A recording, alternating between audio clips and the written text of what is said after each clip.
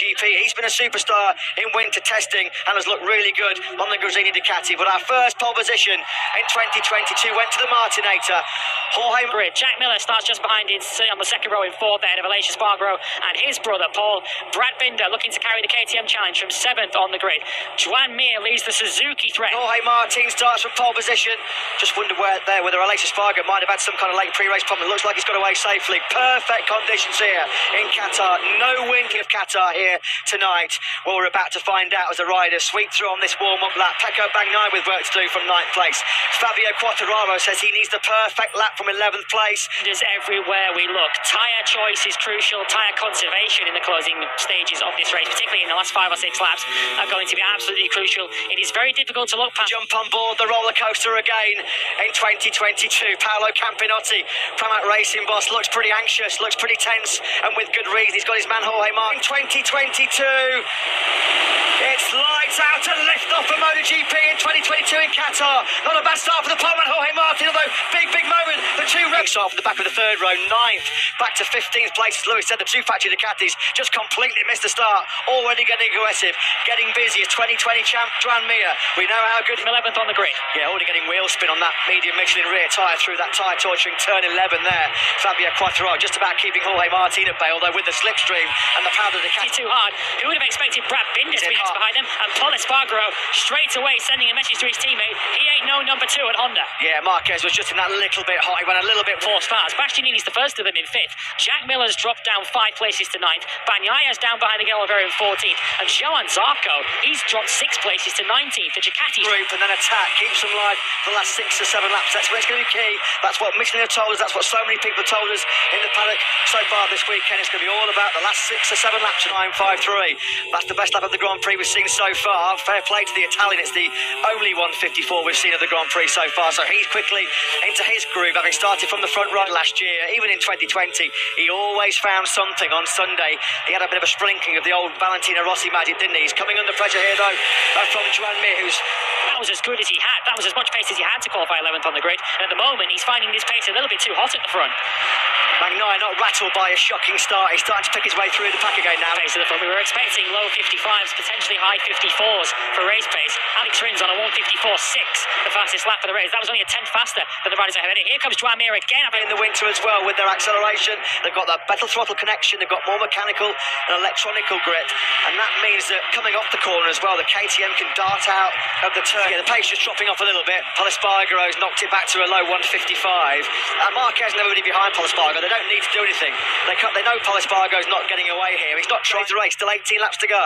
Yeah, Alex Rins was the fastest man once again on that last lap. He's running the soft front and the medium rear tyre. Expect him to come good in the end of the race. A little bit wide there for Joan Mir. And Marco Bezzecchi, I'm not sure if there was a mistake recently from the Australian, but not going according to plan at all for Jack Miller. It didn't go his way here in the 2 Qatar races last year, of course. He's not able to outdrag a Suzuki down this 1 kilometre start-finish straight. Brad Binder's got past Marc Marquez crucially as well. Brad Binder up into 2nd place.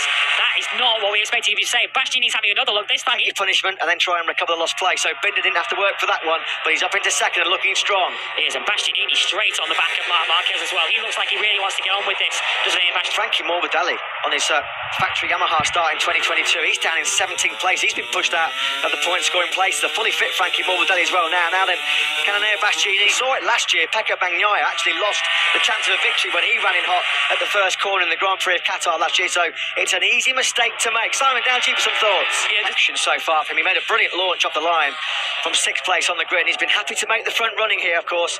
There's been missed opportunities, hasn't there, in the past. Paul Espargaro has been so tantalisingly close. He's 2 seconds even behind Raul Fernandez at the back of the field. There is clearly some sort of issue with the 43 Ducati. And Joan Mir, who we expected to go forwards, he's going backwards. That's Aleix Espargaro picking him off. Yeah, Mir's going to... Unfortunately, has entered the gravel trap. Oh, Jack Miller doesn't have a lot of luck, does he, here in Qatar? You remember when that seat worked loose a few years ago? Then last year, I remember in the opening Grand Prix, he had a mystery vibration of the year to ensure that he's putting himself at the forefront of the minds of the Ducati management for that coveted factory seat next year. It's been knees and elbows and hands all going between these two. Right on their tails. Well, in the early stage of this Qatar Grand Prix, I don't think anybody would have thought pre-season that Paul Espargaro and Brad Binder and Cananea Bastianini will be holding the top 3 places with world champ embarrassing. Jack Miller storms out the back of the factory Ducati garage. Clearly there's been a problem that is not of his doing, totally out of his hands, not the way he wanted to kick off. Conditions, they can't really run the soft, they just can't get the performance out of it. But Binder running comfortably in second place, Bastianini just on his tail, and the top four, the only riders able really to run this. Coming in now, the pace is hotting up. Paul Espargaro set the fastest lap of the Grand Prix. Right behind him, Binder bettered that, and then Aleix Espargaro, who's always been confident in his race pace on the factory Aprilia. The pace then drops to a 1 for their riders this year. They've certainly made it a more rider-friendly, a bit more margin for error on that RC213V, but sadly that's Alex Marquez's third crash of the weekend. His opening Grand Prix of 20. They made a step forward at the Mandalika test, but we never thought that we'd see Brad Binder not just running second, but keeping Paul Espargaro in the lead, well and truly within range. Paul Espargaro right now looks everything, and Enea Bastianini, they all exchange 54.7s. The yellow flag's out again in sector 1. We'll keep an eye on that. Miguel Oliveira looks like he's dropping down the time squeeze. I think it's the case. Trap as well, far from the ideal start for Oliveira, and kicking him while he's down, of course, is his teammate Binder, locked in the fight for the victory, still hunting down Paul Espargaro. Yeah, this is really in the podium battle, but is he just holding fire at the moment and keeping his powder dry in fourth place, or does he have more to offer? And what's pretty clear is the improvements that we knew had come from HRC.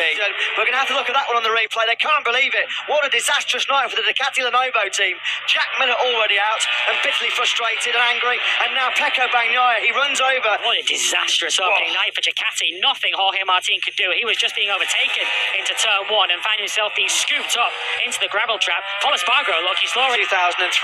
It's been a start to 2022 they'll want to forget very, very quickly. No Miller in action, no Bagnaia in action. Jorge Martin, the pole man, wiped out by Pecco Bagnaia. The really unruly Honda really did spit him and chew him up last season, but Paul Espargaro looking so good, so strong at the front of this Grand Prix still. Let's quickly get a tech observation from Simon. Like, give it full power in the beginning till they settle in, you know, to get in your race position. Then switch it down to lower power to do the race. Yeah, we know that. We saw it in Mugello last year, but Bastianini sweeps on through, engaged yet again. He knew he had to make that move. You could see Paul Espargaro just starting to put a bit of daylight at the front. He runs fight with the Grassini team, who of course have gone fully independent once again for this season. Bastianini now has clear tarmac ahead of him. He's got a second of tarmac to try and make up. Can he now close the gap on Paul Espargaro? And crucially, well, this is of course the proven Ducati from last year. It was a motorcycle I think we've ever seen since they came to the championship back in 2003. They're armed with data from 2 races here.